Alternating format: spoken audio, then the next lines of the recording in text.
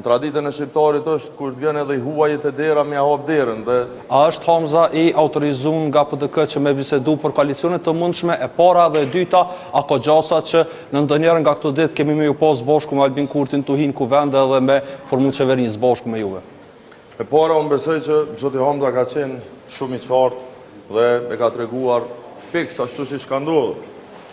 Zoti Kurti me insistim ka dëshiruar që të ketë një takim për diskutuar për temat ndërkomunale, që realisht që është punë e tij.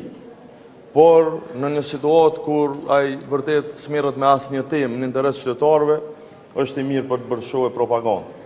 Në traditën e shqiptarit është kur të vjen edhe i huajit e dera me hap derën dhe në momentin që ai ka shkuar në zyrën e zotit Hamza Mitrovic, ne si jemi në hasmëri, normalisht që mirë pritet, se zoti Hamza është një nga të paktit politikanë që vërtet ka ndërtuar vetëm mura, bashkëpunimi e komunikimi me gjithë, duke pas një kontribut drejt për drejt e depolarizimi kësaj skene politike.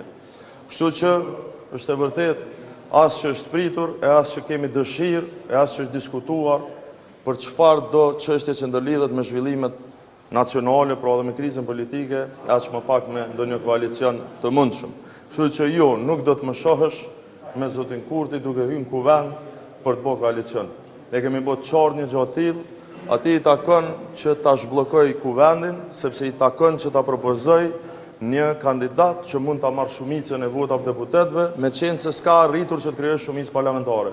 Pjesa tjetër pastaj e rregullon kushtetuta. Shikoni, kërkesa ka qenë zyrtare dhe është drejtuar përmes kanaleve zyrtare zotit Hamza në cilësinë e kryetarit komunës së Mitrovicës Jugut dhe si e tillë është pranuar.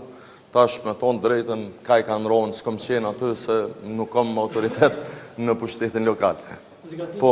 A jeni për ndërtimin një qeveri me bazë të gjash ka qenë kërkesë, të kërkesë pa 2 javë shumë? Momentin që thotë zoti Kurti po, atëherë bisedojmë, po e kam thonë disa herë, ne se kemi refuzuar asë një opcion, asë një kërkesë, por në rastin konkret, propozimi për një qeveri të unitetit në kupton që duhet me qenë gjithë bashkë. Kur njëna palë thotë jo, atëherë automatikisht s'kemi që ka diskutojmë, sepse nuk janë palë të cilat nevojitën për me e materializu një gjë të tillë.